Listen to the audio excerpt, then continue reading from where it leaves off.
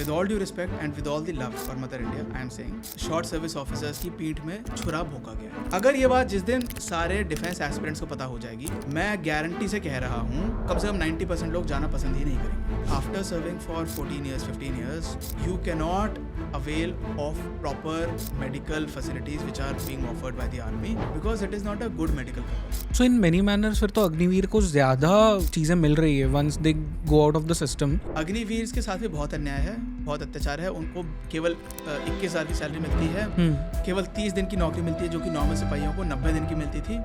Agniveer are not allowed to marry which is another illegality. अच्छा, they are not allowed to Mary.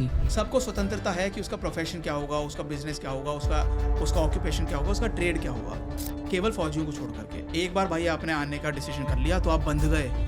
बंधुआ मजदूर क्यों है भाई हम? I don't want to be a bonded labourer, I am not a slave, I am a proud Fauji. Don't treat me like a slave. Let us say you are posted in some remote field area. 3 महीने तक आपको छुट्टी नहीं मिली, 4 महीने तक छुट्टी नहीं मिली, combat stress है, ओवरवर्क्ड हैं आप, संडे को भी आप काम कर रहे हैं, emotional agony is there, wife से dispute is happening, mentally physically emotionally you are drained and you are sexually frustrated. People become homosexuals. फौज is corruption free to a huge extent. यार अगर आर्मी में 100 ऑफिसर हैं, उसमें से 95% officers को life में कभी 1 रुपए का करप्शन करने का मौका नहीं मिला होगा। आर्मी चीफ का एक स्टेटमेंट था, वेतन के लिए नहीं वतन के लिए फौज में आए। ये तो मैं भी कहता हूँ, you should come to the army only out of love for your motherland. But 90% of the फौज वही होगी जिन्हें वतन से प्यार है। मेरे पर्सनल एस्टिमेट से 70-80% 90% लोग केवल नौकरी के लिए आते हैं, क्योंकि लोगों को पता है कि जो बाकी सिविल जॉब्स हैं वो मच बेटर हैं, उसमें पर्क्स एंड प्रिविलेजेस बेटर हैं, उसमें अलाउंसेस बेटर हैं, उसमें जान को खतरा नहीं है, उसमें एयरक्राफ्ट रोज रोज क्रैश नहीं हो रहे, उसमें कोर्ट मार्शल का खतरा नहीं है। नमस्ते जय हिंद, मेरा नाम है जयेश गंगन और ये है द आवारा मुसाफिर शो, एक ऐसा पॉडकास्ट जहां हम बात करते हैं भारत के पास्ट, प्रेजेंट और फ्यूचर की। ये पॉडकास्ट पार्ट 2 है मेजर कविश अग्रवाल के साथ हमारे कॉन्वर्जेशन का। पार्ट 1 में हमने जाना कि इंडियन आर्मी में क्या क्या फ्लॉज है। ऑफ कोर्स ये पॉडकास्ट भी उसी बारे में है, बट इस पॉडकास्ट पे हम डिस्कस करेंगे एसएसबी यानी कि शॉर्ट सर्विस कमीशन में क्या क्या फ्लॉज है, क्या क्या इसमें प्रॉब्लमैटिक चीज़ें हैं और क्यों इसे सही करना इंडियन आर्मी के लिए बहुत ज़्यादा इंपॉर्टेंट है और एज अ नेशन हमारे लिए बहुत ज़्यादा इंपॉर्टेंट है। इस पॉडकास्ट पे हम और भी कई सारी चीज़ें डिस्कस करते हैं, जैसे homosexuality in Indian army. Of course ये ट्रिगरिंग कॉन्सेप्ट हो सकता है कुछ लोगों के लिए, but this is the reality and we have to discuss this. Also बहुत सारे लोग ब्लेम करते हैं इंडियन आर्मी को कि ये एक करप्ट ऑर्गेनाइजेशन है, इसमें करप्शन होता है, बट सच क्या है?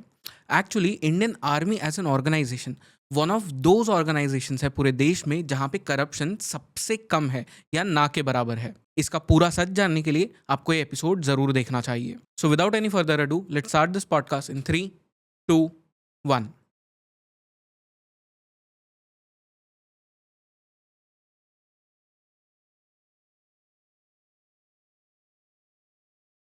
एक और जो चीज़ है जिस पे I wanted to speak with you, and I think this is a very passionate subject as well for you, which is about short service officers.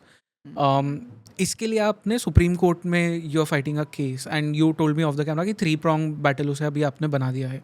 Explain to me firstly क्या है, क्यों है, what is happening right now इसमें। Okay, see off the camera हम ऐसी बात कर रहे थे, otherwise I have no issues. या इसके बारे में I can go on 6 hours non stop on the camera. या so thing is, supreme court में अभी नहीं चल रहा है वो case.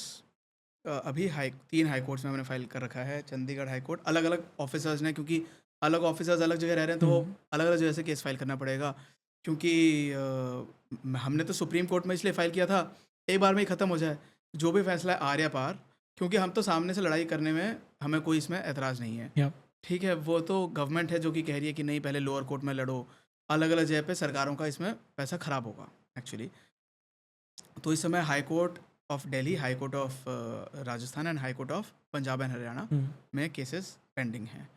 The matter is that short service commission officers are being given a step motherly treatment by mother India. Okay, with all due respect to mother India and with all the love for mother India, I am saying that short service officers की पीठ में छुरा भोंका गया है। उनको सामने से ये बात कभी नहीं बताई गई कि आपको ये बात पता होता है हमें कि शायद हमें परमानेंट कमीशन नहीं मिलेगा, ये बात भी पता होती है कि शायद एनपीएस नहीं मिलेगा, लेकिन ये नहीं किसी को पता होता है कि मुझे एनपीएस नहीं मिलेगा लेकिन बाकी सारे सिविलियंस को मिलेगा। अगर ये बात जिस दिन सब सारे डिफेंस एस्पिरेंट्स को पता हो जाएगी, मैं गारंटी से कह रहा हूँ कि डिफेंस एस्पिरेंट्स कम से कम जो शॉर्ट सर्विस में कम से कम 90% लोग जाना पसंद ही नहीं करेंगे, जो आज की डेट में तैयारी कर रहे हैं।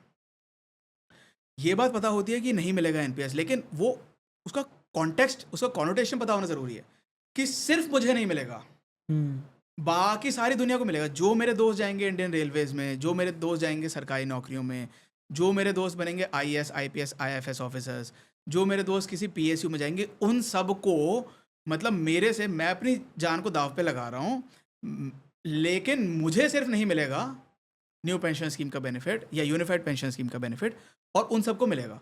तो मतलब मैं उनसे ज़्यादा काम कर रहा हूँ, मैं अपनी जान को स्टेक पे लगा रहा हूँ, मैं सैटरडे संडे को काम कर रहा हूँ, मैं होली दिवाली वाले दिन काम कर रहा हूँ, मैं अपने घर परिवार से दूर रह रहा हूँ, मैं पहाड़ों में रह रहा हूँ, मैं जंगलों में रह रहा हूँ, मैं वादियों में रह रहा हूँ, मैं टेंट में रह रहा हूँ, extreme climates, Kargil, Siachen, north east के एक्सट्रीम क्लाइमेट्स में मैं रह रहा हूँ, लेकिन जो उसके अलाउंसेस हैं इन एक्सट्रीम क्लाइमेट्स के, उसको छोड़ करके मुझे उस बंदे से, जो मेरा दोस्त है, उससे 15-20 हज़ार रुपये महीना कम मिल रहे हैं।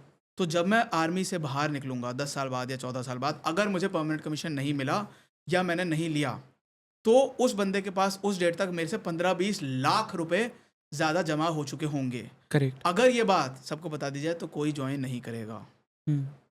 ये लोग ये कहते हैं कि हमने आपको पहले से बता रखा है कि आपको एनपीएस नहीं मिलेगा। जी हाँ, बिल्कुल बता रखा है। नोटिफिकेशन में ये बात लिख के दिखाओ कि केवल फौज में नहीं मिल रहा है एनपीएस, बाकी हर जगह मिल रहा है।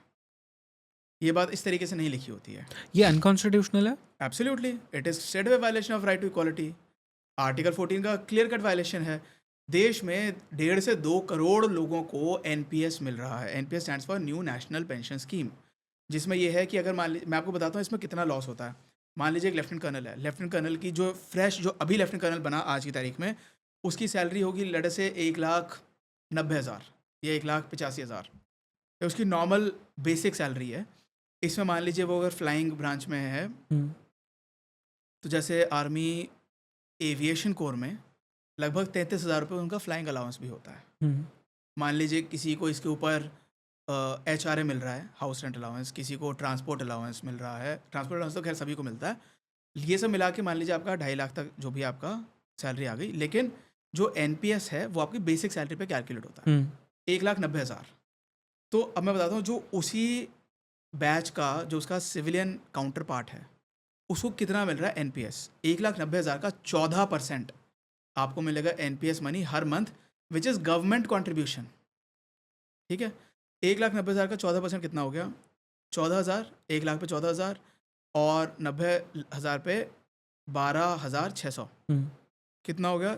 26,600 रुपये हर महीने सरकार की तरफ से एडिशनल पैसा मिल रहा है सिविलियन काउंटर पार्ट को।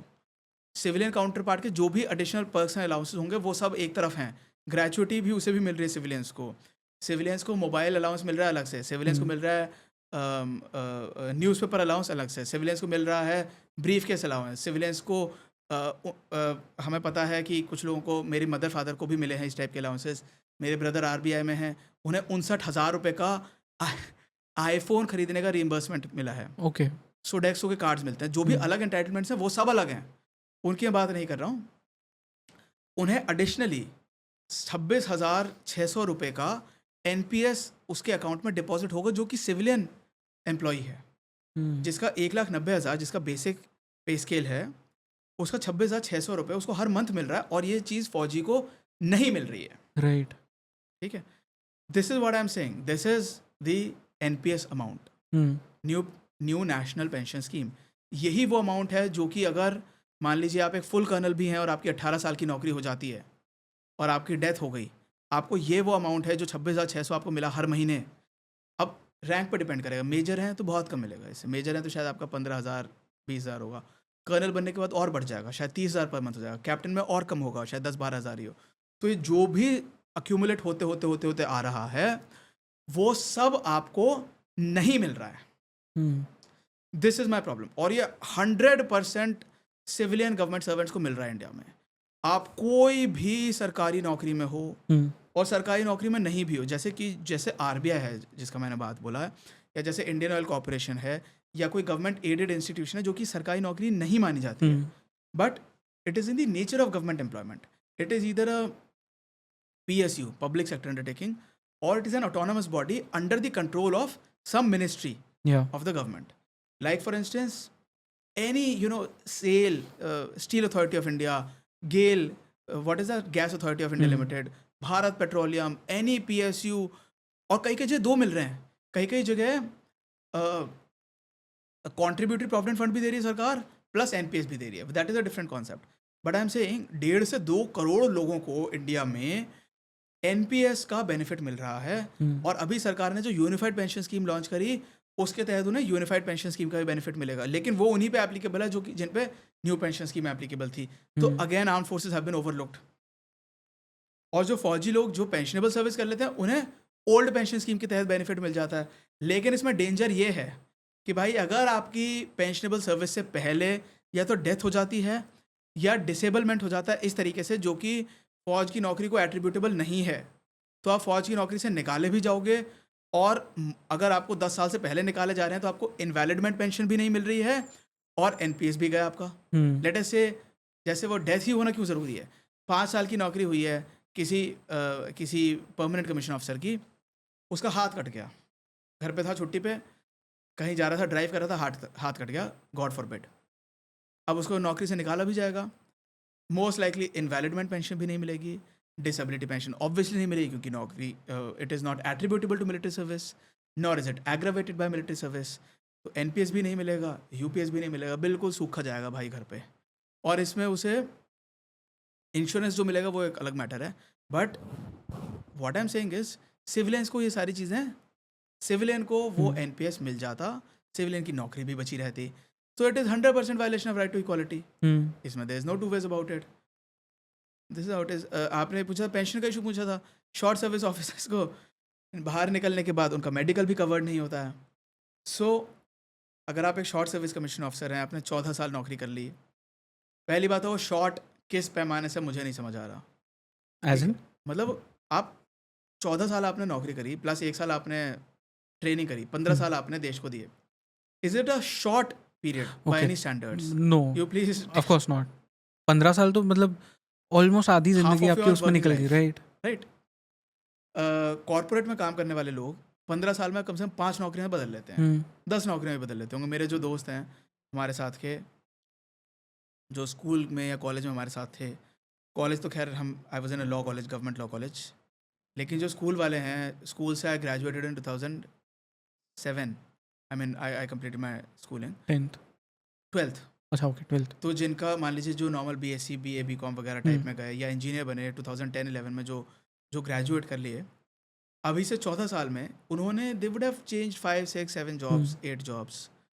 सो शॉर्ट किस पैमाने से है, कोई ये गलत है. एक्चुअली जब 5 साल का कमीशन होता था शॉर्ट सर्विस कमीशन के लिए, तब ये टर्म बनाया गया था शॉर्ट सर्विस कमीशन. अब अगर कोई व्यक्ति 10 साल या 14 साल कर रहा है तो उसको शॉर्ट सर्विस कमीशन नहीं कहा जाना चाहिए. लेकिन चलिए शॉर्ट सर्विस कमीशन में है, अगर वो बंदा वो 14 साल की नौकरी करके निकला, उसके लिए प्रॉपर मेडिकल कवर भी नहीं है. अगर उसे कोई बीमारी हो जाती है तो वो पहली बात तो उसके लिए कोई कैश फ्री एंटाइटलमेंट नहीं है मेडिकल फैसिलिटीज़. अगेन ये परमानेंट कमीशन ऑफिसर्स को सब कुछ मिल जाता है. 14 साल अगर कोई जवान नौकरी करके जाए उसे मिल जाता है, उसको पेंशन भी मिल जाती है जवानों को, मेडिकल कवर भी मिल जाता है, अपने लिए, अपनी वाइफ के लिए या हस्बैंड के लिए, पेरेंट्स के लिए जो डिपेंडेंट हैं, और बच्चों के लिए. तो अगर मान लीजिए 2 बच्चे हैं, 2 पेरेंट्स हैं, तो और सेल्फ एंड स्पाउस 6 बंदे मेडिकली फ्री, 100% कैशलेस उनका कवर्ड है. हमारा शॉर्ट सर्विस ऑफिसर्स का ये है, पहले आप जाओ दूर किसी ECHS क्लिनिक में जो कि आपके घर से 10-12 किलोमीटर होगा, आपने खर्चा करके वहाँ पे गए, फिर सिलेक्टेड एलिमेंट्स पे आपको 75% रीइंबर्समेंट मिलेगा. अच्छा. मान लीजिए आपने पहले 3 लाख का खर्चा कर लिया, ठीक है, फिर आप वो सारे डॉक्यूमेंट, सारे सबूतों के साथ, सारी मेडिकल रिपोर्ट, बिल्स वगैरह बड़ा पोथा बना करके भेजोगे CDA में. CDA is the worst government department. वो नॉर्मल बिल्स और क्लेम्स पास नहीं करते, इसका भी बहुत मुश्किल से पास करते होंगे.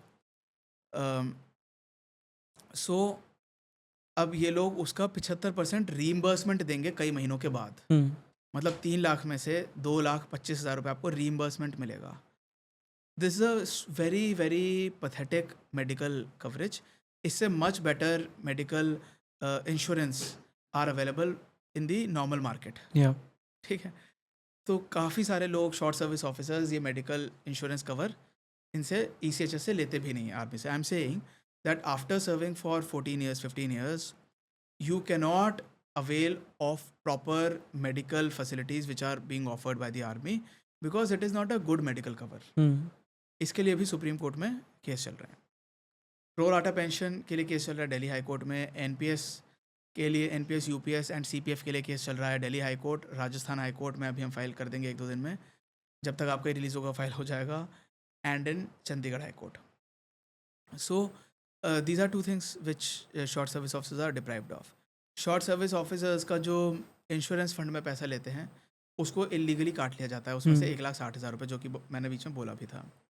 उसके खिलाफ भी मैंने केस फाइल कर रखा है सरकार को। AFT ने नोटिस दे रखा है कि आपने किस पैमाने पे ये 1,60,000 रुपये काटे हैं, क्योंकि मेजर कवीश ने तो कभी रिटायरमेंट के बाद आपसे इंश्योरेंस कवर मांगा नहीं, आपने अपने आप किस पैमाने पे दे दिया। वो भी आपका इंश्योरेंस कवर इलीगल है, क्योंकि 26 साल का इसमें कवर है 1,60,000 रुपये के प्रीमियम पे। इफ़ आई डोंट डाई तो वो 1,60,000 रुपये हो जाएगा ज़ीरो। इफ़ आई डाई तो मेरे नेक्स्ट ऑफ किन को मिलेंगे 1,50,000 रुपये। That's it. Yes, this is a pathetic insurance cover. इससे बहुत बेटर लीगल कवर 12-13 हज़ार रुपये में मिलते हैं, 1 करोड़ रुपये का लीगल कवर। करेक्ट। ठीक है, तो 1,60,000 रुपये का तो साल का इंटरेस्ट ही केवल 12-13 हज़ार रुपये हो गया।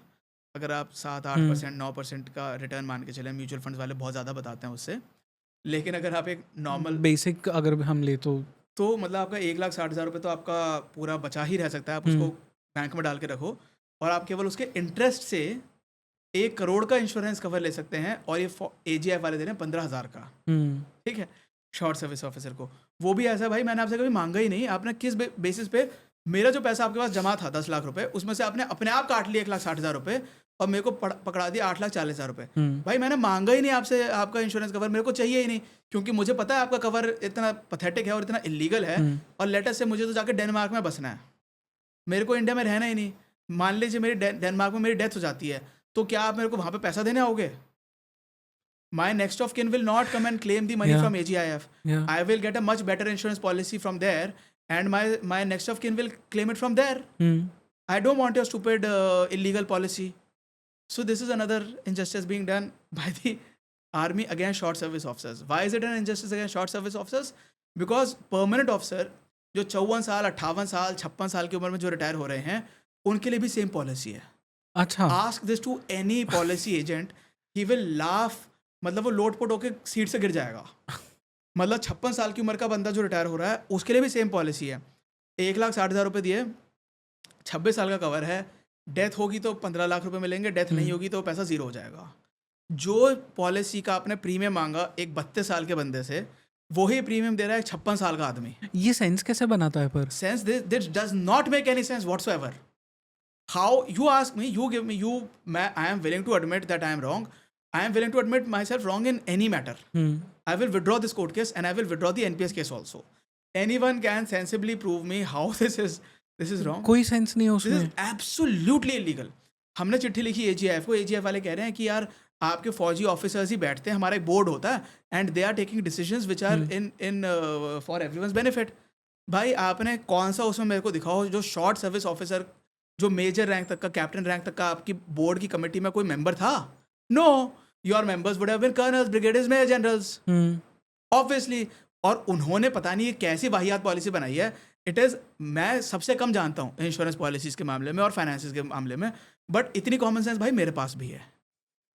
ठीक है, आपका भले ही रिप्रेजेंटेटिव रहे हों, लेकिन एक और बात, अगर मान लीजिए लेटर से मेजर जनरल साहब उसके कोई कमेटी के मेंबर थे और उन्होंने सारी फौज का हित सोचा, with all due respect to that major general साहब, you are not a superior officer to me after I have retired from the army. Correct.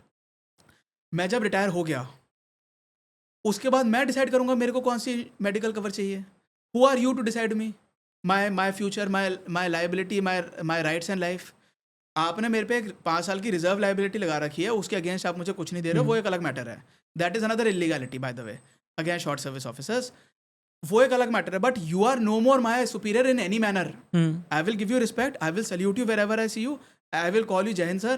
I will give you all possible respect. पर अब आप And you deserve it. या You are a Major General of the Indian Army. You have earned it against all odds. और आप 100 officer से better पाए गए होंगे, या आपका प्रोफाइल बेटर होगा, या you were better able to please your superiors, तब आप उस रैंक में पहुंचे हैं. बहुत बढ़िया बात है. But you are not superior to me any more. For all I care, I am maybe in a more powerful position than you right now. I was senior central government counsel for the Union of India. I am practicing in the Supreme Court. I may be, but आपका और मेरा इस समय कोई ताल्लुक नहीं है. आप ये मेरी लाइफ को once I have retired. हाँ, from then you the cannot army, interfere You over cannot there. decide what kind of insurance cover we should be having. True, आप true. कौन होते हैं रिटायर्ड बंदे का वो डिसाइड करने के लिए? सर्विस में रहते रहते AGIF का जो इंश्योरेंस स्कीम है वो भी बहुत पैथेटिक है बाय द वे. उसके लिए भी मेरे पास 2 दिन पहले एक मैसेज आया था कि सर इसके खिलाफ हमें कुछ करना चाहिए. लेकिन जब एक बंदा रिटायर हो गया है, उसकी लाइफ में आप कैसे इंटरफेयर कर सकते Correct. हो? उसके फाइनेंसेस से आप कैसे खिलवाड़ कर सकते हो? क्या मैं खिलवाड़ कर लूँ कि सर जब आप रिटायर हो गए आपको, मैं अपना एक कविश इंश्योरेंस कंपनी खोल लेता हूँ, सर आपको कविश इंश्योरेंस कंपनी का इंश्योरेंस लेना पड़ेगा, उसके टर्म्स एंड कंडीशंस मैं डिसाइड कर रहा हूँ. अरे why? You are an independent person, I am an independent person now. So this is another this thing which is, क्योंकि शॉर्ट सर्विस कमीशन ऑफिसर्स का इतना सौतेला व्यवहार है somehow for whatever reason. और शॉर्ट सर्विस कमीशन ऑफिसर्स की ये बात आप एक कोई अभी डेटा भी निकाला गया था, जो इस बार जो अवार्ड्स दिए गए हैं आई थिंक 26 जनवरी को, उसमें काफ़ी बड़ी मात्रा में प्रो राटा बेसिस में अगर देखे जाए तो short service commission officers have out perform permanent commission officers. Short service commission officers सारे वही काम करते हैं जो परमानेंट कमीशन ऑफिसर्स करते हैं. हम भी बॉर्डर एरिया पे जाते हैं, हम भी प्रेसिडेंट के ADC, सो डिफरेंशिएशन नहीं है दोनों के कुछ बीच नहीं में. है. 100% बिल्कुल कहीं पे आपको पता नहीं चल सकता. 100 ऑफिसर्स की गैदरिंग में कोई 0 नील बटे सन्नाटा डिफरेंस है शॉर्ट सर्विस ऑफिसर और परमानेंट कमीशन ऑफिसर में. ओके 100% वही काम करते हैं. So they short service officers are going to operations, they are going into para SF forces. Colonel Shivendra Kanwar, I have the highest regard for him. He was a short service officer and he has been doing his para SF operations from his very young days. Brigadier Kuldeep Singh Chandpuri, जो सन्नी देओल जो थे border movie में, that time he was a major. So he was a short service officer. There are many short service officers. There's one, this Major Sita Shelke, who had constructed that Wayanad bridge. That Bailey Bridge in Wayanad. So there are short service officers doing exceptionally well. There is one Major VS Atri, who is a JAG officer also by the way, and he was army ने अपने I think Facebook के page पे या LinkedIn या कहीं पे तो उन्होंने लगाया था कि he had saved, he was on छुट्टी, अपनी जान को उस ऑफिसर ने जोखिम में डाल करके, नदी में 2 बच्चे डूब रहे थे, उनको डूबने से बचाया. Right, I remember this post. ठीक है. तो एक्चुअली, और जब आप वो पोस्ट पढ़ते हैं आपको पता नहीं चला होगा कि वो शॉर्ट सर्विस ऑफिसर है, क्योंकि practically there is absolutely no difference whatsoever. Difference सिर्फ तब आता है जब ये बंदे शॉर्ट सर्विस ऑफिसर्स रिलीज होने के कगार पे आते हैं, तब पता चलता है भाई यार इनको तो मेडिकल भी कवर्ड नहीं है, भाई इनको तो कोई तरीके का पेंशन कोई कवर नहीं है, इनका तो इलीगली AGIF भी काटा जा रहा है. जब प्रॉब्लम आती है ना तब पता चलता है डिफरेंस क्या है. सो इन मेनी मैनर्स फिर तो अग्निवीर को ज़्यादा मतलब चीज़ें मिल रही है once they go out of the system, तो उन्हें ज़्यादा बेटर चीज़ें मिल रही है यहाँ से. बेटर मैं नहीं कहूँगा. अग्निवीर के साथ भी बहुत अन्याय है, बहुत अत्याचार है. उनको केवल 21,000 की सैलरी मिलती है, केवल 30 दिन की नौकरी मिलती है, जो कि नॉर्मल सिपाहियों को 90 दिन की मिलती थी. 60 days of annual leave plus 30 days of casual leave. Agniveer में कैजुअल लीव का मैंने कॉन्सेप्ट देखा ही नहीं है अभी तक. Agniveer are not allowed to marry, which is another illegality. अच्छा, they are not allowed to marry. I didn't know this. Okay. During their 4 years of tenure, they cannot marry, which is another illegality because in India, anyone above the age of 21 years can marry. So Agniveer के खिलाफ भी बहुत अत्याचार है. लेकिन एक issue ये है कि उनकी एज थोड़ी कम होती है. जब अगर मान लीजिए आप 19 साल की उम्र में अग्निवीर भर्ती हुए हैं और आप 23 साल की उम्र में बाहर आ गए, you still have age on your side. आप कोई और पढ़ाई करके आपको जो करना है, आप you are still in your young 20s. No, आपके पेरेंट्स इतने ओल्ड नहीं हैं. मैं इस सेंस में कहते आया हूँ कि short service officers are worse than Agniveers. ये बाकी चीज़ों में अग्निवीर आर वर्स. उनकी सैलरी कम है, उनकी छुट्टी कम है, उनको शादी नहीं करने दे रहे हैं, वो चीज़ें अग्निवीर उस रिस्पेक्ट में Agniveer are worse off. But एक जो शॉर्ट सर्विस ऑफिसर है जो 35 साल 38 साल की उम्र में बाहर निकल रहा है, उस टाइम पे उसको अपने पेरेंट्स का टेक केयर करना है, वाइफ एंड किड्स का टेक केयर करना है, या हस्बैंड का टेक केयर करना है एंड बच्चों का टेक केयर करना है. हाँ वो वेल एजुकेटेड है, but still when you're dependent on that salary and you're coming out without any NPS and without any money, so that makes it very difficult. And when जो short commission में है officer, वो जब बाहर आ रहे हैं, do they get any benefits of any kind की कहीं पे एम्प्लॉयमेंट उन्हें गारंटीड मिले? जीरो. बस हाँ, उन्हें DGR के कोर्सेज करने का मौका मिलता है. DGR stands for Directorate General of Resettlement. So basically they get MBA वगैरह जो होता है. It is not MBA. It is not even executive MBA. Okay. It is, yes. It is not even executive MBA because executive MBA is for 1 year. Executive MBA is comprehensive in nature. These are, 24-week courses from IIMs. मतलब crash course है एक तरह से. कुछ नहीं, CAT score वगैरह कुछ नहीं चाहिए. क्रैश कोर्स है बट. हाँ, it is kind of a crash course. Yeah. It does not have the value which a executive MBA course has. फिर तो उनको मतलब कुछ ही नहीं मिल रहा है. Exactly. And this was one of the recommendations of the government in the 7th Pay Commission, that you let short service officers, when they're coming out after 10 years, उसमें एक ये recommendation था that you make it 7 years for short service officers. That's a separate matter. When they're coming out, offer them a 1 year of executive MBA course. जिससे कि उनकी employability improve हो जाए. Companies वगैरह MNCs उन्हें अच्छे से अब्जॉर्ब कर पाएँ. अभी ये जो 6 महीने का कोर्स होता है, इसको कोई कंपनी बहुत ज़्यादा सीरियसली नहीं लेती है. It is just kind of a tag. या मतलब as someone who is employing people, मैं नहीं लूंगा उसे सीरियसली व्हेन आई नो कि कोई और है जो वेल क्वालिफाइड है.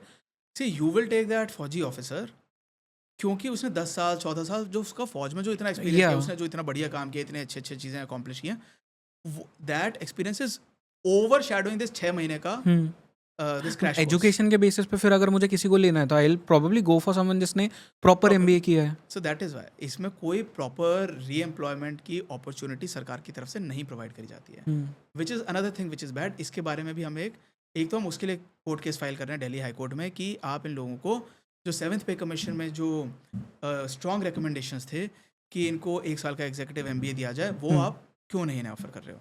Secondly we are filing another case in the Delhi high court for this कि इनको लैटरल रिजर्वेशन क्यों नहीं मिलता फौजी ऑफिसर्स को, क्योंकि अगर आप इन्हें ऐसे हाई एंड ड्राइव बाहर फेंक रहे हो विदाउट NPS विदाउट UPS, कम से कम इन्हें आप कहीं पे पैरेलल अब्जॉर्प्शन कर लो यार. किसी भी PSU में दे दो, किसी पैरामिलिट्री फोर्सेज में दे दो. अगर मैं मेजर रैंक से बाहर निकला हूँ, भाई मेरे को नहीं चाहिए नौकरी. अगर कोई लेफ्टिनेंट कमांडर निकले हैं लेफ्टिनेंट कमांडर रैंक से आफ्टर 11 years ऑफ सर्विस, तो उनको आप किसी PSU में अब्जॉर्ब कर लो, किसी पैरामिलिट्री फोर्सेज में, किसी बैंक्स में, कहीं पे भी तो ये अभी तक नहीं करते हैं. नौकरी में कहीं नहीं करते हैं. So he has to fend for himself. But ये बहुत फनी चीज़ है It is कि very funny क्रिकेटर्स को मिल जाता है ये चीज़, Yes. बट हम आर्मी So, वालों को नहीं दे रहे. See, it is very easy to absorb that guy. He is more disciplined than normal civilians. आप Yeah. जो मिड लेवल लोगों का रिक्रूटमेंट करते हो जनरल मैनेजर रैंक के लिए या असिस्टेंट जनरल मैनेजर या डेप्यूटी जनरल मैनेजर, जो मिड लेवल जिनके 10-12-14 साल का एक्सपीरियंस होता है, वर्क एक्सपीरियंस, उन लोगों में आप इन ऑफिसर्स की, शॉर्ट सर्विस ऑफिसर्स को क्यों नहीं अब्जॉर्ब कर सकते हो. कोई आप MOU साइन करिए किसी भी कंपनी के साथ, कोई भी जो PSUs हैं या पैरामिलिट्री फोर्स हैं उनके साथ MOU साइन करिए, मेमोरेंडम ऑफ अंडरस्टैंडिंग, और उसमें इन लोगों को भर्ती करा दो यार आप. या नहीं तो कोई कम से कम रिजर्वेशंस दे दो, so that in your mid life you don't have to struggle with a new crisis. Correct. और समस्या ये है कि हाउएवर गुड और bad you are doing in your job, PC is never guaranteed. PC stands for permanent commission. There are people who have got double gold medals. Okay, उनको नहीं मिल रहा permanent commission. There are officers जो मेरे पास एक case ऐसा है, एक officer का who's a special forces officer, para SF का है, उन्हें परमानेंट कमीशन नहीं मिल रहा. Beat that. You are gallantry medal awardee, सेना मेडल है, तब भी कोई गारंटी नहीं है परमानेंट कमीशन मिलने की. किस पैमाने पे मिलेगा परमानेंट कमीशन किसी को नहीं पता. मिलिट्री नर्सिंग सर्विस में पहले 30% था परमानेंट कमीशन का अब्जॉर्प्शन का ratio, short service to permanent commission 30% था, उसे सडनली कर दिया 5%. किसी को नहीं पता कितना मिलेगा. नेवी में I was speaking to senior officer, वो बता रहे थे पहले सब जो मांगते थे उन्हें मिल जाता था, फिर बीच में एकदम ख़त्म कर दिया, अब फिर से बढ़ा दिया है 90%. सो इट इज़ कम्प्लीटली अननोन. हम जब कमीशन हो रहे थे आर्मी में तो हमें लग रहा था कि परमानेंट कमीशन जो मांगेगा उसे मिल जाएगा. फिर अब उसे तब 80-90% लोगों को मिल रहा था. 2020-21 ऑनवर्ड्स एकदम से ख़त्म करके 30-40% कर दिया. भाई मुझे नहीं चाहिए था परमानेंट कमीशन, मैं फिर से बता दे रहा हूँ. मैं तो 2nd ईयर ऑफ सर्विस से रिज़ाइन करने की कोशिश कर रहा था, लेकिन वो लोग रिज़ाइन भी नहीं करने देते हैं. So the point is resign क्यों नहीं करने देते? क्योंकि आपने एक और पहले भी कहा. Okay. Because there is army rule 16C, officers के लिए है वो. It says that no officer shall have the right to resign his commission, but he may submit an application to the central government and the decision thereon of the central government shall be final. But I don't know इसमें logic क्या again, क्योंकि अगर कोई कोई logic- army में आ रहा है, I get the just कि मतलब एक इंसान आर्मी में तब जा रहा है जब उसे अपने देश से उतना ज़्यादा प्यार है. नहीं, But- कई लोग नौकरी के लिए भी आते हैं. हाँ ऑफ कोर्स, मैं उसी पे आ रहा था कि बहुत सारे लोग तो नौकरी के लिए आ रहे हैं. हो सकता है कि अब उनके फैमिली में कुछ इशू हो गया, उन्हें रिजाइन करना पड़ रहा है, उन्हें वहाँ पे फोकस देना पड़ेगा, but they are not able to resign. Yes. इसका लॉजिक कोई नहीं है. लॉजिक जो एडवांस किया जाता है वो ये है कि अगर देश से रेजिग्नेशन लोग कर रहे हैं फौज से, तो फौज कैन, पता नहीं क्या, how the army can become instabilized or destabilized for a while. Do you think वो होगा? पर It is impossible. See, we have 1 million+ of army. ठीक है, जितनी भी नफरी, लेट अस से 10 lakh, it is on Google and Wikipedia and everyone knows it. We are boasting that we are what, third largest Indian army, third largest army in the world. ठीक है यार, 10 लाख 11 लाख की फौज में से कितने लोग रिजाइन कर देंगे? हाँ, ऐसा तो नहीं है कि एक साथ में सभी लोग कर देंगे. उसमें आप कोई कैपिंग बना दो, आप एक लिमिटेशन बना दो कि यार जो फील्ड एरिया में हैं, जो मॉडिफाइड फील्ड में हैं, या जो सेंसिटिव अपॉइंटमेंट होल्ड कर रहे हैं, उनको हम नहीं रिज़ाइन करने देंगे. आधी फौज जो फील्ड में है वो रिज़ाइन नहीं कर सकती. ठीक है, अब जो बंदा, अभी जो मेजर राकेश हैं, वो राष्ट्रीय राइफल्स में सर्व कर रहे हैं, फील्ड में हैं कश्मीर में, अब हम उन्हें रिज़ाइन नहीं करने देंगे. लेकिन जब मेजर राकेश, जब वो आके सिलीगुड़ी में नौकरी कर रहे हैं, या जब वो आके बम्बई में नौकरी कर रहे हैं, which is a peace area, तो यहाँ से रिज़ाइन करने दो भाई. क्योंकि मेजर राकेश की मदर को कैंसर है और घर पे देखने वाला कोई है नहीं. ठीक है, भाई कोई है नहीं, बहन है, वो she is married and she is staying in Netherlands. तो अब मेजर राकेश को आप जाने दीजिए. मेजर राकेश का मन नहीं लग रहा है, उनको हमेशा टेंशन रहती है यार कि मेरी मदर अकेली हैं. करेक्ट. मदर के साथ उनकी बूढ़ी सिस्टर रहती हैं क्योंकि फादर की डेथ हो चुकी है. आप मेजर राकेश को रिज़ाइन करने दो. मेजर राकेश का मन नहीं लग रहा, आपकी वो क्या नौकरी कर, will he be a very fantastic officer? उनका आधा ध्यान तो वहाँ पे है, तो उसका आधा ध्यान वहाँ है. प्रोडक्टिविटी तो ऐसे प्रोडक्टिविटी जीरो. उससे बढ़िया आप मेजर राकेश को जाने दो, दूसरे को आने दो. राकेश को जाने दो, मुकेश को आने दो. would be much more into Mukesh that will be job. much better. Yeah. He will be much better. He will be putting out much more efforts. लेकिन नहीं. तो this is a very funny concept. हर एक कोई resign कर सकता है. आपका जब मन करे, आप अपना बिजनेस तबाह कर, आपका मन है भाई मेरे कोई बिजनेस, आपका बिजनेस चल रहा है बहुत बढ़िया, आपका मन करता है कि मैं नहीं करूंगा बिजनेस, आप I can shut it down. हाँ. Correct. As per Article 19(1)(g) of the Constitution of India, every citizen of this nation has the right to carry out any on any profession or to carry out any trade, occupation or business. सबको स्वतंत्रता है कि उसका profession क्या होगा, उसका business क्या होगा, उसका ऑक्यूपेशन क्या होगा, उसका ट्रेड क्या होगा. केवल फौजियों को छोड़ करके. एक बार भाई आपने आने का डिसीजन कर लिया तो आप बंध गए.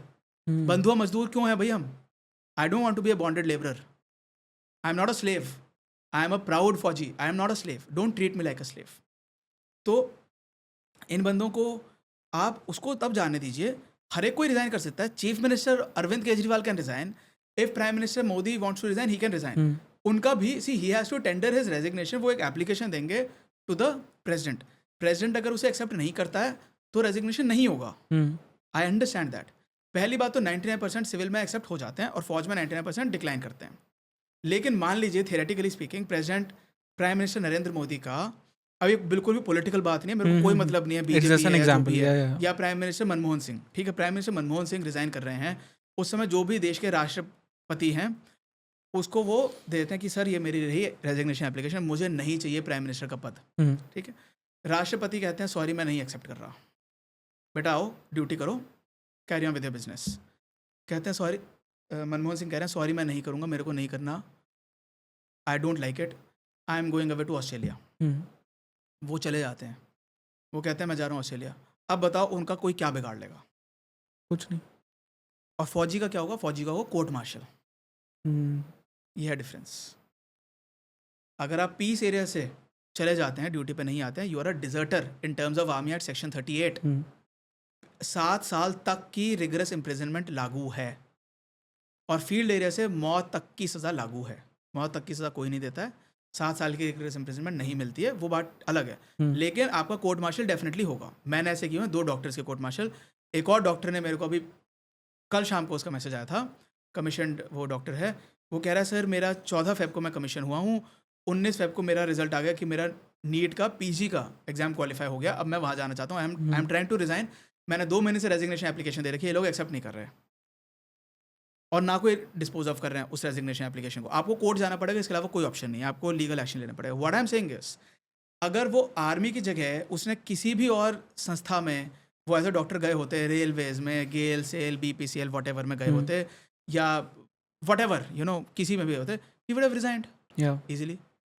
जस्ट बिकॉज, और अगर वो मान लीजिए वहाँ पे उसका रेजिग्नेशन एक्सेप्ट नहीं हो रहा और वो कहता है मैं नहीं आ रहा आपकी ड्यूटी पे कल से, मैं यहाँ से भाग रहा हूँ, तो आपका वर्स्ट टू वर्स्ट क्या होगा, आपकी वो 1-2 महीने की सैलरी मारी जाएगी।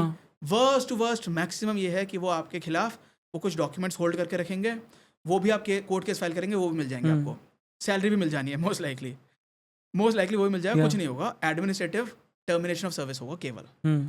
आर्मी की तरह नहीं है कि भाई कोर्ट मार्शल होगा, या नेवी या एयरफोर्स की तरह नहीं है कि कोर्ट मार्शल होगा।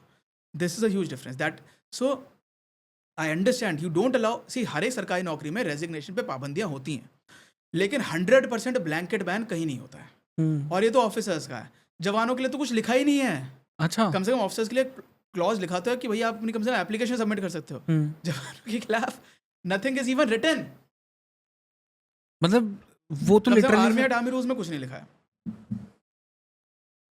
सो अब वो भी हैं, कई लोग चाहते हैं कि यार हमें नहीं करनी नौकरी, हमें पसंद नहीं आ रही, या I am not able to perform, या मेरे को लग रहा है मैं इस नौकरी से बेटर कहीं और कर सकता हूँ।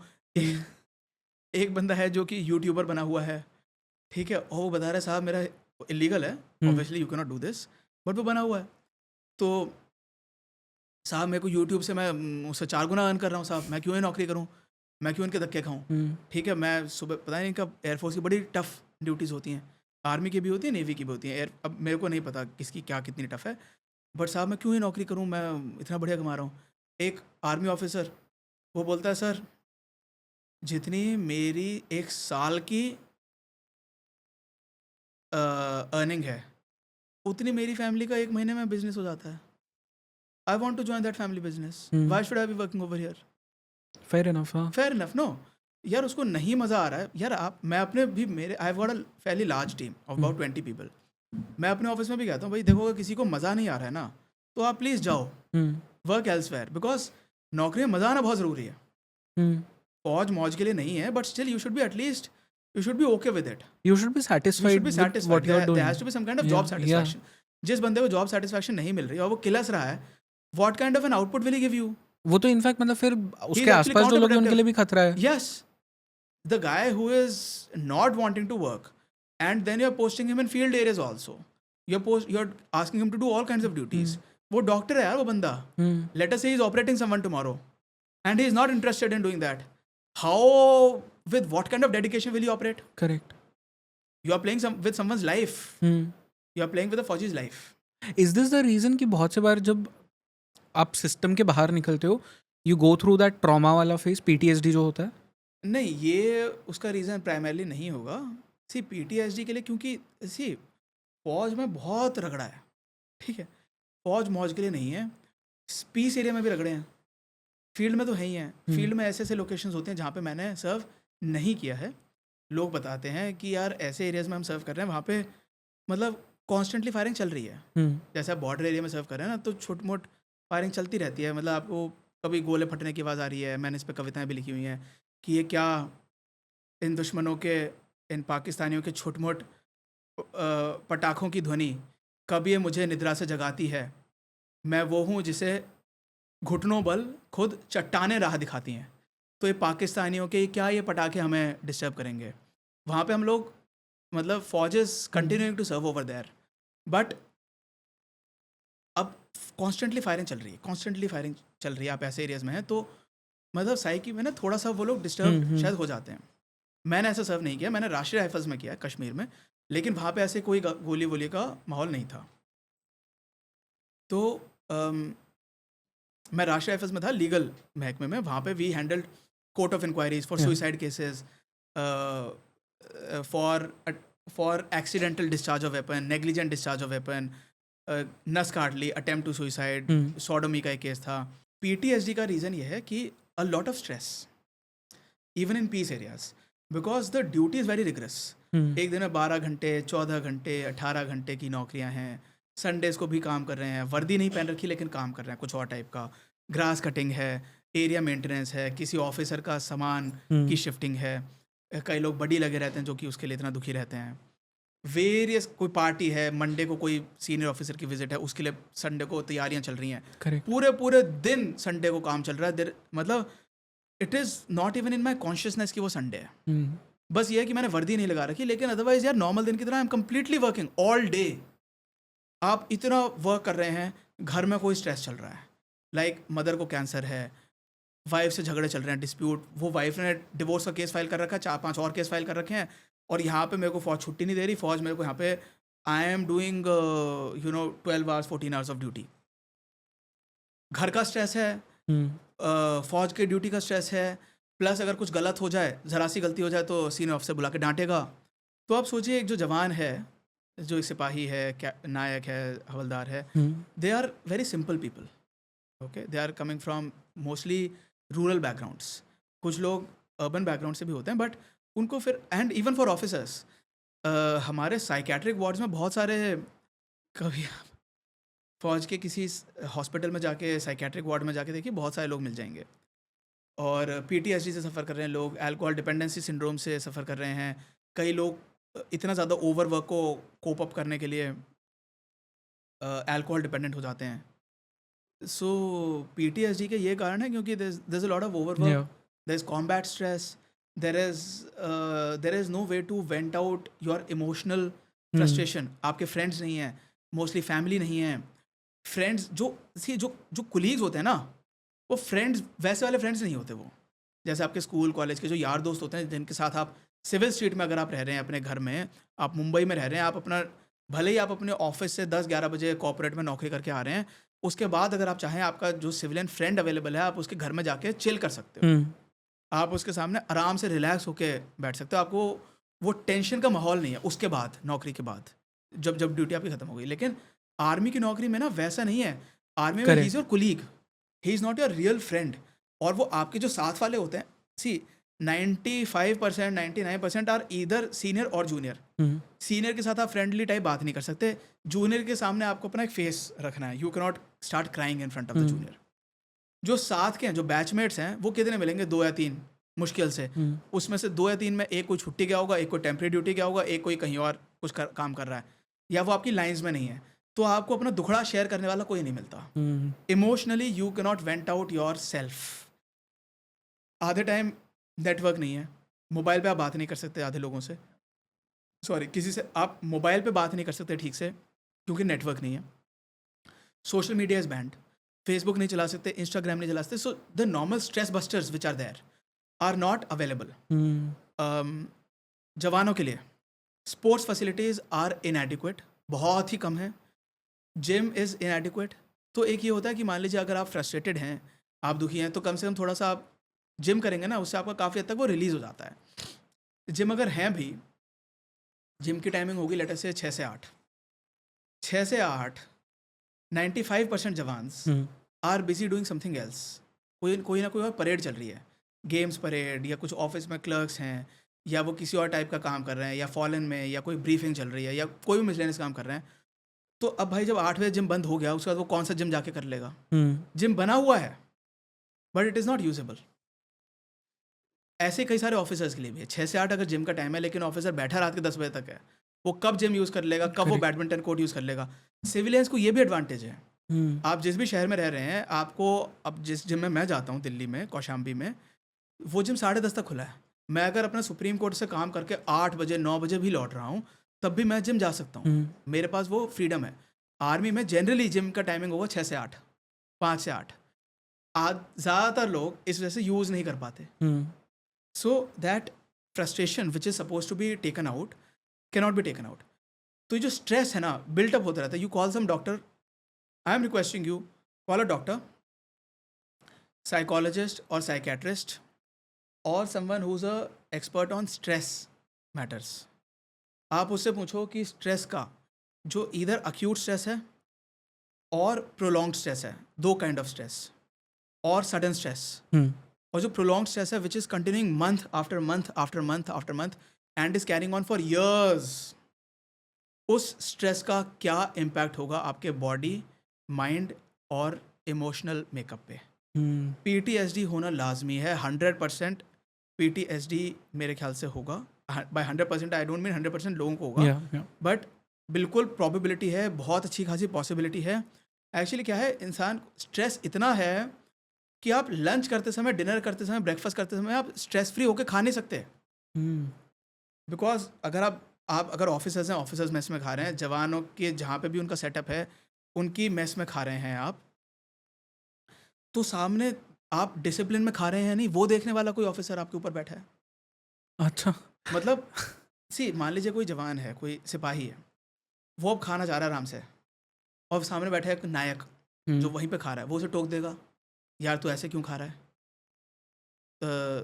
अपने मर्जी की बात नहीं कर सकते वहाँ पे, अपने मन से वहाँ पे फ़ोन नहीं चला सकते, या तो वहाँ पे नेटवर्क नहीं आ रहा। खाने के टाइम पे भी you can not use your phone. No, you can use, theoretically you can use, but मैं बता रहा हूँ काफ़ी जगह ऐसी होती हैं जहाँ पे नेटवर्क नहीं आता है। हाँ, करेक्ट। ठीक है। या अगर मैं सिपाही हूँ, आप नायक हैं, और मैं आपके सामने फ़ोन चला रहा हूँ और खाना खा रहा हूँ, आपको डिसरिस्पेक्ट फील हो जाएगा कि यार मैं तेरे सामने जब सीनियर बैठा है, यार कम से कम सीनियर से कुछ बात कर ले। Okay. It is possible. Officers mess में अगर मान लीजिए एक लेफ्टिनेंट है, एक कैप्टन है, वो खा रहा है, सामने आके बैठ गया कर्नल या ब्रिगेडियर, उसकी हिम्मत नहीं है वो बात कर ले उस समय फ़ोन पे। खाना खाते हुए वैसे फ़ोन पे बात नहीं करनी चाहिए, ये बात मैं बता देता हूँ। मतलब इट इज़ गुड कि यार खाना खाते हो, खाना ही खाओ। या मान लीजिए कोई अर्जेंट कॉल है, या आप करना चाहते हो, कई कई लोगों को होता है, या कोई काम है यार, मैं तो डेली करता हूँ, क्योंकि मेरे पास आई एम बिजी। अब मैं खाना खाते खाते अगर मैं 2-3-4 फ़ोन कॉल्स इंपॉर्टेंट जो है अगर मैं उनको निपटा सकता हूँ, तो मैं क्यों ना निपटाऊँ। ठीक है, भले ही मेरे सामने सुप्रीम कोर्ट का कोई भी सीनियर एडवोकेट बैठा है, मेरे को उससे कोई मतलब नहीं है, मैं अपना फ़ोन पे बात कर सकता हूँ। It may be disrespect or whatever, it may be discourteous, it may be disrespect, but it is my wish, I can do it. वहाँ पे वो मेरे को डांट नहीं सकता, ही मे डिसलाइक मी, बट वो मेरे को डांट नहीं सकता। आर्मी में वहीं की डांट पड़ जाएगी। हिम्मत नहीं है किसी कैप्टन की, लेफ्टिनेंट की, कोई सामने कर्नल ब्रिगेडियर आके बैठ गया, उनके सामने फ़ोन पे बात करते करते खा ले। सो आई एम सेइंग, हर एक चीज़ में इतना स्ट्रेस। आप ऑफिसर्स मैस, लोगों को लगता है हम ऑफिसर्स मैस में चिल काट रहे हैं, मज़े मार रहे हैं। No, officers mess is not a place to be enjoyed. जो लोग दारू पीते हैं वो, yes it is a good place to for them to drink दारू and relax, but officers mess में आपको बन ठन के जाना पड़ता है, फॉर्मल बूट्स पहन करके। यार किसको अच्छा लगता है रात को 8-9 बजे जब अपना सारा काम ख़त्म करके आ रहे हो, तो आप एक शर्ट पैंट बेल्ट पहन करके जाएं, एंड सॉक्स एंड शूज़। किसको अच्छा लगता है जब थके हारे आए हैं आप, मान लीजिए आप जिम करके आए हैं, या आप कोई स्पोर्ट्स खेल के आए हैं, उसके बाद आप नहा करके, don't you want to just relax, शायद अपनी शॉर्ट्स में, ठीक है, और टी शर्ट में और चप्पल में, because you want to chill at that chill ना। टाइम। यार आपको दारू पीनी है तो मतलब जूते पहन करके और बंठन करके ही क्यों। यार जिसको वो पसंद आता है उसके लिए वो भी फ्रीडम। मैं नहीं कह रहा हूँ कि चप्पल में ही दारू पीनी जरूरी है। यार आप पियो, आपको शौक है, आप अंग्रेजी टाइप हो तो बढ़िया है। कई लोग होते हैं जिनको इन चीज़ों को शौक होता है। आप बढ़िया सी आप अपनी घड़ी पहन करके और कपड़े सूट बूट पहन करके, कोट जूते वूते पहन करके आओ। लेकिन जिसको चप्पल में आना, मैं दारू नहीं पीता हूँ, मैंने आज तक मैस में जाके खुद से नहीं पी है। मैं ना सुट्टा फूंकता हूँ, ना मैं दारू पीता हूँ, ना मैं नॉनवेज खाता हूँ, ना मैंने कभी आज तक पर्सनली अपनी तरफ से जा करके मैस में मैस चिल करने के लिए आज तक नहीं बैठा। लेकिन जिस ऑफिसर को बैठना है उसके लिए एक फ्रीडम का माहौल नहीं है। ये अंग्रेज़ों के बनाए हुए नियम है कि mess is a sacred institution. Yes it is, but अगर किसी सेक्रेड इंस्टीट्यूशन में हम चप्पल पहन के घूम गए तो उसकी बेइज्जती हो गई। अगर हम कहीं पे उसका एक मेस का ड्रेस कोड है, I understand that, but complete blanket ban. आप वहाँ पे चप्पल ही नहीं, कम से कम यार ठीक है स्पोर्ट्स शूज़ पहन के स्पोर्ट्स शूज़ नहीं पहन के जाने देते आप। वो जो क्रॉक्स टाइप होता है, some kind of smart sandals, you can not wear that. कहीं कहीं पे वो स्मार्ट कैजुअल्स का कॉन्सेप्ट बना देते हैं just to ease of officers, कि ठीक है आप एक jeans and collared T shirt में आप जा सकते हैं। मतलब जीन्स पहन के भी नहीं जा सकते। What kind of sacred institution does not mean that it is a liability on me. Correct. एक कोई ये नहीं है कि वो ऑफिसर्स मैच में वो चिल मार रहे हैं, मज़े ही मार रहे हैं। इट इज़ मतलब उसको क्यों एक बोझ बना के हमने अंग्रेज़ों की वो एक वो मैं जानता हूँ कि कुछ ऑफिसर्स थे, एक कोई यूनिट की, उनका जो पीटी फील्ड का रास्ता गुजरता था मैस के थ्रू। तो आपको ऑफिसर्स मैस को पार करना पड़ेगा पीटी के लिए जाने के लिए, और गेम्स परेड के लिए भी। तो अब मैस में आप बिना वो फॉर्मल बूट्स पहने जा नहीं सकते, वो कोई और एक दीवार टाप के जाते थे क्योंकि आप मेस में तो वो प्रॉपर ड्रेस कोड के बिना जा नहीं सकते. हाँ. You know there has to be a limit too. Hmm. आप उसको why not make it comfortable, make it easy. या कुछ टाइम पहले एक स्टेटमेंट आया था जनरल बिपिन रावत जी का. वो स्टेटमेंट था वेर इन ही सेड कि adultery homosexuality not acceptable in army. ये उनका स्टेटमेंट था. बट देन अगेन बहुत से बार न्यूज़ आती है कि homosexuality has taken its roots in the army. आपके क्या ओपिनियन है इसके बारे में? Should it be allowed, should it not be allowed? Law के अकॉर्डिंग क्या चीज़ है? Homosexuality should not be allowed in the army. It is, मेरा थॉट प्रोसेस थोड़ा डिफरेंट होता है एक्चुअली. मैं ना सब कुछ सोचता हूँ कि मैं सोचता हूँ इक्वालिटी के पैमाने पे बराबरी, सबको जो चीज़ मिले सबको बराबर मिले. अब ये है कि पूरे देश भर के 140 करोड़ की जनता के लिए homosexuality has been decriminalized after Navtej Singh Chauhan judgment of 2018. लेकिन आर्मी उसको एक्सेप्ट नहीं कर रही है. आर्मी में अगर आप ये काम करते हैं तो सेक्शन 46A के तहत it is still a punishable offence. अगर उसमें नहीं भी सेक्शन 46A होता है अननेचुरल कंडक्ट ऑफ इनडिसेंट और क्रूअल काइंड, तो ये अननेचुरल कंडक्ट में आ जाएगा. अगर उसमें नहीं भी फंसेगा तो वो जो एक ड्रैकोनियन सेक्शन है जो कि अंग्रेज़ों की देन है, सेक्शन 63, जिसमें वो लिखा है violation of good order and military discipline, उसमें फंस जाएगा बंदा.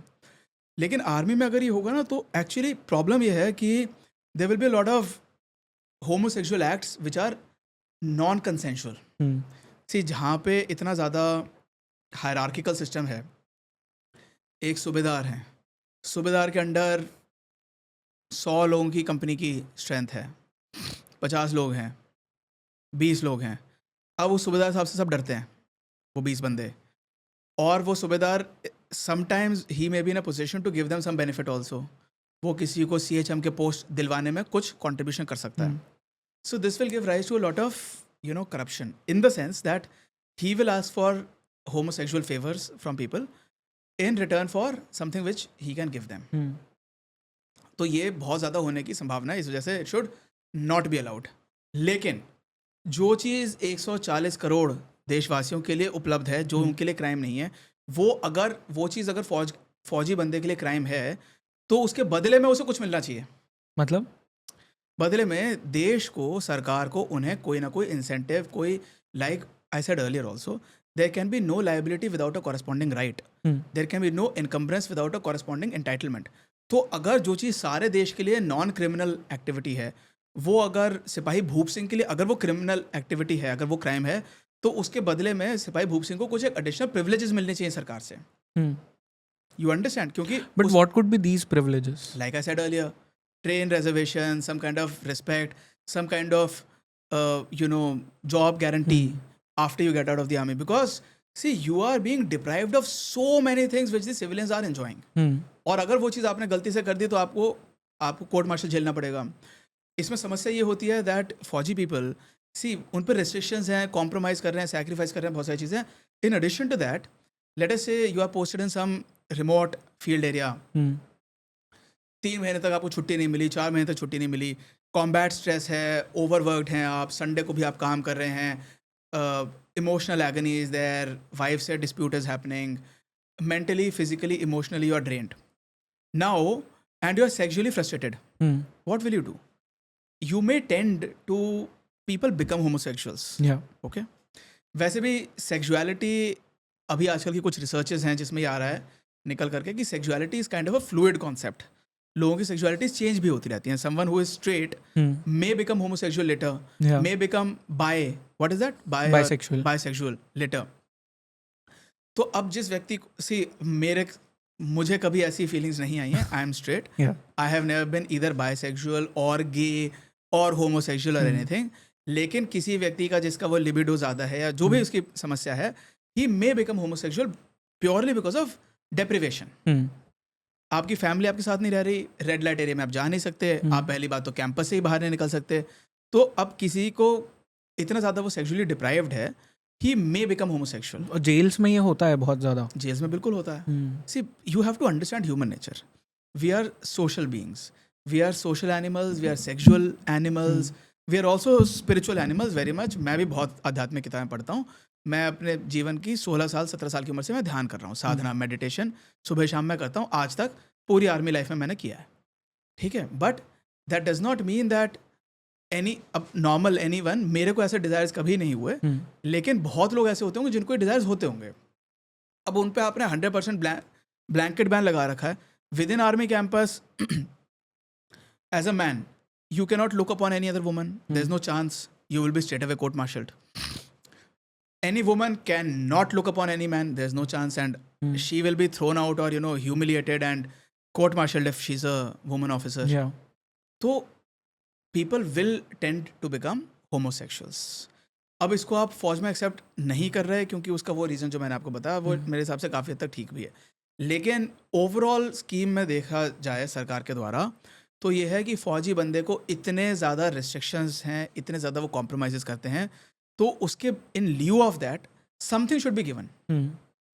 वो पैसा भी हो सकता है, पैसे में there is no harm, but because it will उसका बजट बहुत बिगड़ जाएगा। कई लोग ये मांग करते हैं कि हमारी जो सैलरीज हैं वो टैक्स फ्री होनी चाहिए। Tax is a very different concept, फिर उसमें finance ministry will have its own issues and entire it will become a political विवाद। वैसे मेरे हिसाब से टैक्स फ्री बहुत सही कॉन्सेप्ट है, क्योंकि ज़्यादातर चीज़ें जो हमारी टैक्स से बनती हैं वो तो वैसे भी फौजी बंदा एंजॉय नहीं कर पा रहा है। करेक्ट। जो जवान है जो 4 महीने तक छुट्टी नहीं जा रहा वो कौन सी जो टैक्स वो पे कर रहा है, जो उस टैक्स से आप सरकारी हॉस्पिटल बना रहे हैं, आप एजुकेशन का अपना महकमा रन कर रहे हैं, आप सड़कें बना रहे हैं, whatever government facilities you're offering, वो तो वैसे भी एंजॉय नहीं कर सकता वो जवान, because he is all the time staying in the army campus. और जो आर्मी की फैसिलिटीज़ हैं, आर्मी में भी जो सड़कें हैं या जो भी हॉस्पिटल की फैसिलिटीज़ हैं वो हम खुद मेंटेन कर रहे हैं। फौजी बंदे उन्हें मोस्टली खुद से मेंटेन कर रहे हैं, और we are doing over work also, जिसके लिए हमें कोई अलग से कुछ कॉम्पेंसेशन नहीं मिल रहा है। ओवर टाइम का कॉम्पेंसेशन जो कि हर और नौकरियों में मिलता है, किसी भी नौकरी में मोस्टली ओवर टाइम कॉम्पेंसेशन मिलता है, लेकिन फौजियों को वो भी नहीं मिल रहा है। मेरे हिसाब से tax free is a very good concept. वैसे भी फौजी बंदा जब 16-18 घंटे की नौकरी करता है, संडे को भी नौकरी कर रहा है, रात को गार्ड ड्यूटी भी कर रहा है, सेंट्री ड्यूटी भी कर रहा है, रात भर सो नहीं रहा है, तो क्यों नहीं उसकी वो टैक्स फ्री होनी चाहिए। करेक्ट। उसके कौन सा रोड का कोई उससे कौन बेनिफिट सा है, कोई use कर गार्डन लिया? नहीं है, कुछ नहीं वो है। एक साल में कितना उस रोड को यूटिलाइज कर रहा है। So it can be very much tax free from my side. लेकिन अगर वो उसमें अगर विवाद होता भी है, so I am saying you have to, that is your ingenuity, you have to devise some system where by उसको ही should feel compensated in some way, because जितनी रिस्ट्रिक्शंस फौजियों पे हैं, पैरामिलिट्री फोर्सेज में है, यूनिफॉर्म फोर्सेज पुलिस फोर्सेज में है, उसके बदले में उन्हें कुछ नहीं मिलता है। पुलिस को मैं फिर भी एक बार साइड हटा लेता हूँ, क्योंकि पुलिस में वो अपना कॉम्पेंसेशन का जुगाड़ खुद कर लेते हैं। हाँ, ठीक आई गेट द जस्ट जो आप कहना चाह रहे हैं। और फौज में वो जुगाड़ खुद से नहीं हो पाता है, और पैरामिलिट्री फोर्सेज में भी वो नहीं हो पाता। होना भी नहीं चाहिए। होना भी नहीं चाहिए, बहुत अच्छी बात है। Arm forces are corruption free to a great extent. In the face of all the trollers I can say that फौज is corruption free to a huge extent. कई जो लोगों को जिनको कुछ पता नहीं है दुनिया का, वो ये लिखते हैं कि फौज इज द मोस्ट करप्ट। यार तुम गधे हो, फौज is most corruption free. Army में या नेवी एयरफोर्स में 1, 2, 4 डिपार्टमेंट हो सकते हैं जो कि करप्शन वाले होंगे, जैसे एक MES मिलिट्री इंजीनियरिंग सर्विसेज, वो भी मोस्टली करप्शन उसमें इसलिए क्योंकि उसमें सिविलियंस की इन्वॉल्वमेंट है। कैंटीन स्टोर्स डिपार्टमेंट CSD, वो भी करप्शन उसमें ज़्यादातर इसलिए क्योंकि उसमें सिविलियंस की इन्वॉल्वमेंट है। सप्लाई वाले जो कुछ होते हैं उसमें, यार अगर आर्मी में 100 ऑफिसर हैं, आप जनरल 100 ऑफिसर्स उठा लो रैंडमली, उसमें से 95% ऑफिसर्स को लाइफ में कभी 1 रुपए का करप्शन करने का मौका नहीं मिला होगा। और करप्शन सिर्फ पैसे लेके ही नहीं होता, करप्शन और तरीकों से भी होता है, जैसे जो सिविलियंस करते हैं।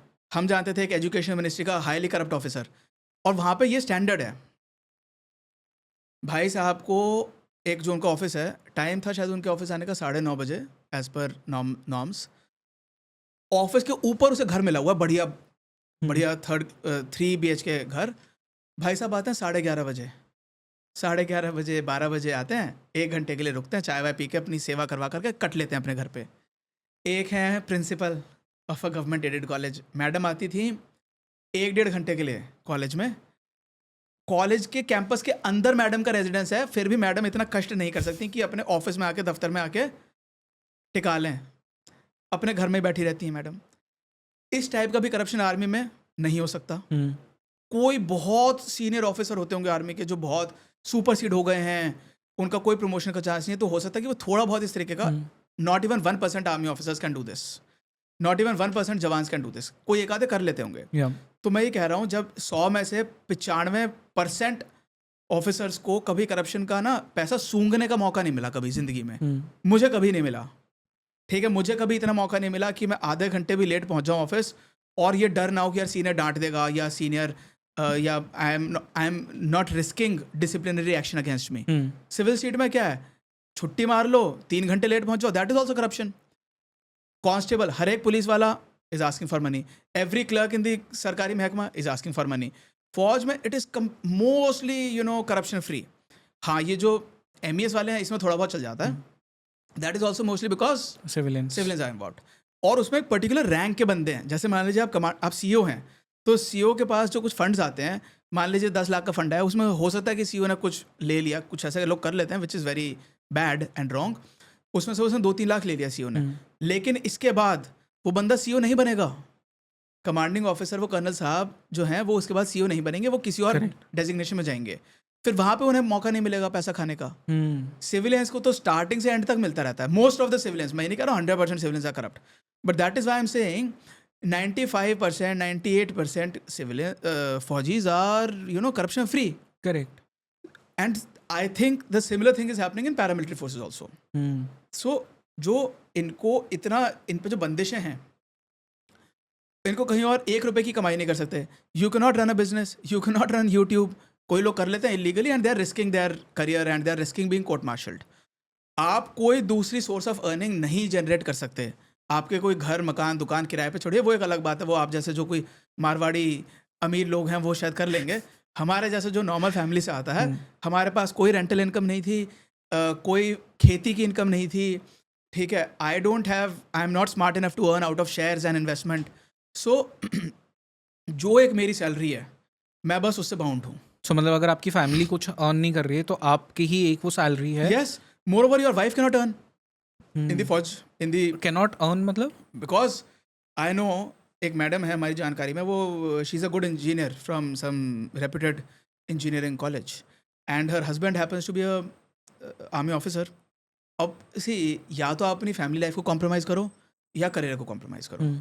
फैमिली लाइफ ऐसे कॉम्प्रोमाइज़ होगी, उनकी 2 बेटियां हैं, ठीक है, या तो अगर वो मैडम को नौकरी करने का शौक है तो दोनों बेटियों को कौन पालेगा, दैट इज़ अ करेक्ट, क्योंकि या तो they will be separation from the husband. अगर आपको नौकरी करनी है तो और अपने पति के साथ रहोगे, फैमिली के साथ रहोगे तो नौकरी नहीं कर सकते, because every 2 years you are getting transferred. Army में स्पेशली, नेवी में थोड़े लॉन्गर टेन्योर्स होते हैं which is good, but army की नीड ये है हर 2 साल में ट्रांसफर्स। नौकरी करने का, आप पोस्टेड हैं किश्तवाड़ में, कश्मीर में, क्या नौकरी कर लोगे? Correct. You are an engineer, you are a lawyer, so even if you are even if you are qualified, doctor, क्या नौकरी कर लोगे? क्या कमा लोगे? सो एक सिंगल सैलरी पे मोस्ट ऑफ दी फौजी फैमिलीज आर सर्वाइविंग। कुछ होते हैं आर्मी ऑफिसर्स जो कि husband wife are both army officers और नेवी एयरफोर्स ऑफिसर्स, फिर उनका लाइफ लॉन्ग फैमिली सेपरेशन होता है, इनको भी बहुत कष्ट हैं, लोग इनसे जलते हैं, कहते हैं DIG हैं, डबल इनकम ग्रुप। इनके दुख दर्द मैं बताता हूँ। आया मिलेगी, लेडी ऑफिसर है, उसको आया मिलेगी 13,000-15,000 रुपये महीना में।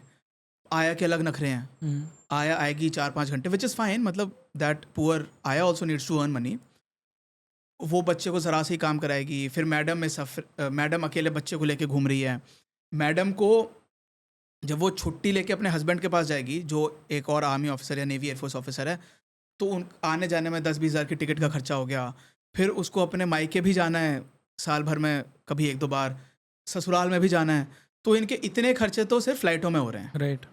वेरा सिविलियंस का देखा जाए, इनका अगर husband wife are in the same company, same organization से एक ही जगह पोस्टेड हैं, वो फालतू के खर्चे खत्म हो गए, ठीक है। So many, and then also more than half the time you are living separately, family life gets disturbed. So finances in the armed forces are very very limited, and problem is that you can not expand your finances. Corruption का इसमें mostly मौका नहीं है और करना भी नहीं चाहिए। अगर मौका हो भी, मैं ये नहीं कह रहा हूँ कि करप्शन का मौका नहीं है तो ये कोई गलत बात है, बहुत अच्छी बात है, क्योंकि इसमें प्रेशर नहीं आता, फिर वो पॉलिटिकल टाइप का प्रेशर और वो जो इलीगल टाइप की चीज़ें करने का स्कोप नहीं है। मेरे हिसाब से बहुत बढ़िया है, लाइफ इज़ गुड। लेकिन आपको ये, you have to understand that your friend जो आपसे आपके साथ था स्कूल कॉलेज में, वो आपसे 5 गुना कमा रहा होगा। आज से 10, 15, 20 साल बाद जो इंजीनियर है आपका फ्रेंड, या जो डॉक्टर है, या जो वकील है, CA है, व्हाटएवर, वो आपसे आपकी सैलरी रहेगी 1-1.5 लाख रुपए महीना अगर आप ऑफिसर कैटेगरी में आ रहे हैं, और उसकी हो जाएगी 5 लाख, 7 लाख, और उसके पास ऑप्शंस हैं। He can expand into something else, he can do some business, he can carry out a private tuition, he can carry out whatever he wants to do. Army में you are completely restricted. That is why I am saying कि कम से कम इतनी restrictions, इतनी सारी जो मुसीबतें झेल करके एक बंदा नौकरी कर रहा है, उस पे ये भी है, क्रिमिनल लायबिलिटी है, कुछ भी चीज़ अगर गलत होगी तो, छोटे से लैब्स के लिए। So at least they should be compensated in some other manner. But क्योंकि हम फाइनेंसेस की बात कर रहे हैं तो आर्मी चीफ का एक वो स्टेटमेंट था कि वेतन के लिए नहीं, वतन के लिए फौज में आए। ये तो मैं भी कहता हूँ, मैं ये बात रोज़ कह रहा हूँ। मैं तो स्टार्टिंग से ही कह रहा हूँ, you should come to the army only out of love for your motherland. आप, लेकिन आपको ये बात, you have to take this as a conscious decision कि मेरी सारी इंडिपेंडेंस कॉम्प्रोमाइज है ऑलमोस्ट। मेरा सोशल मीडिया गया, मैं नहीं हैंडल कर सकता। I mean I can not make my social media handles. I can not do many things which I can do as a civilians. अगर मेरी गर्लफ्रेंड है, गर्लफ्रेंड से ब्रेकअप होगा या लॉन्ग डिस्टेंस रिलेशनशिप मेंटेन करनी पड़ेगी।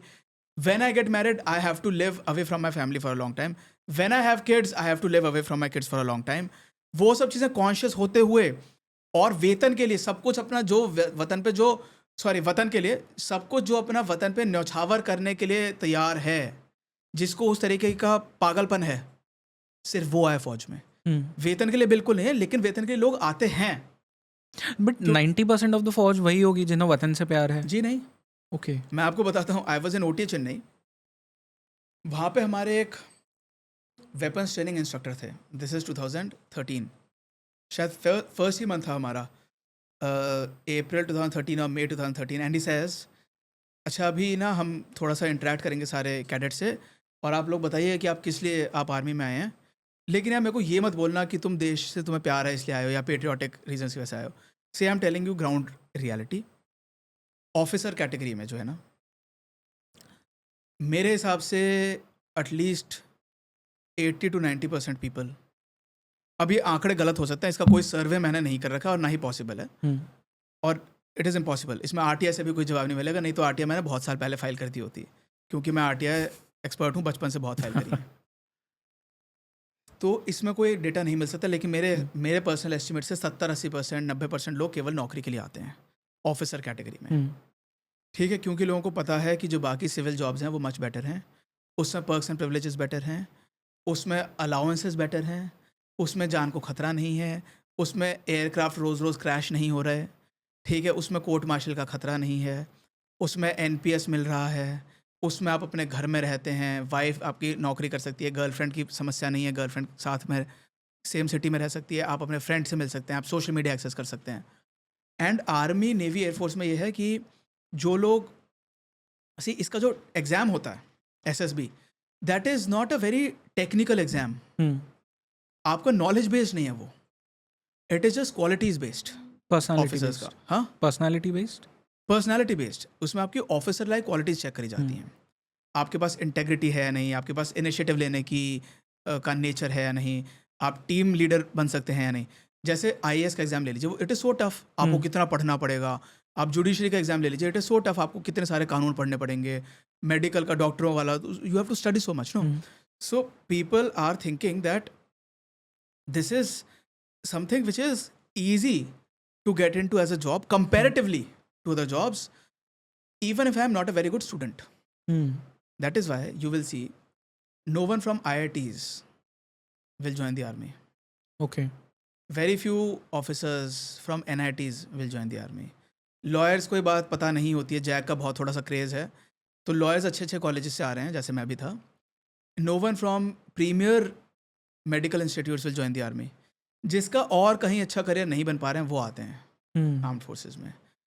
तो फिर भी so people are coming for that job. It is true, जिसको गाली देनी है वो दे सकता है, बट इट इज़ 100% ट्रू। जवानों में शायद ये काफ़ी हद तक होगा कि उनके यहाँ ये ट्रेडिशन होते हैं, जवान गाँव के गाँव पूरे इसी में क्योंकि आते हैं। उसमें ये होता है, उनके यहाँ वो थोड़ा सा जज्बा ज़्यादा होता है जवान्स में कि हमें अपने देश के लिए करना है। कितने लोग हैं मेरे से बात करते हैं, वो 4th जनरेशन हैं, दादाजी शहीद हुए, दादा या दादा के भाई शहीद हुए, फिर चाचा जी शहीद हुए, शहीद या सुप्रीम सैक्रिफाइस या किल्ड इन एक्शन, वो वाली कंट्रोवर्सी मैं इस समय नहीं कर रहा हूँ, लेकिन उनके यहाँ शहादत का या सुप्रीम सैक्रिफाइस का ट्रेडिशन है उस गांव में, तो उसमें ये देखा जाता है कि यार हर एक जनरेशन से हमें एक बच्चे को भेजना है या हर एक गांव से एक बच्चे को भेजना है। उनके यहाँ ये होता है कि हाँ हम अपनी मातृभूमि की सेवा करेंगे या हमें we want to do this for our motherland, या हमारे यहाँ ट्रेडिशन है।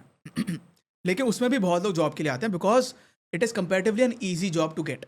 इट इज़ अ सरकारी नौकरी without clearing any exam in any tough written competitive exam which is very technical in nature also, क्योंकि इसमें नॉर्मल सिंपल टाइप के questions आते हैं। जैसे मान लीजिए आप अगर एक क्लर्क, अगर आप एक बैंक पीओ का, बैंक प्रोबेशनरी ऑफिसर का एग्जाम देने जाए, उसमें difficult complicated questions will come, you can not clear that. आपको उसके लिए अलग से बहुत तगड़ी पढ़ाई करनी पड़ेगी। इसमें कंपेरेटिवली मच लेस स्टडी से हो जाता है। मेजर कविश अग्रवाल, आपके साथ मैं आज बहुत सारी बातें की। आई एम श्योर कि बहुत सारी इसमें ऐसी बातें होगी जो कई सारे लोगों को ऑफेंड कर सकती है, बट आई फील कि कुछ बातें लोगों को ऑफेंड करनी भी चाहिए because it is for their betterment and in general एक इंस्टीट्यूशन के बेटरमेंट के लिए भी है।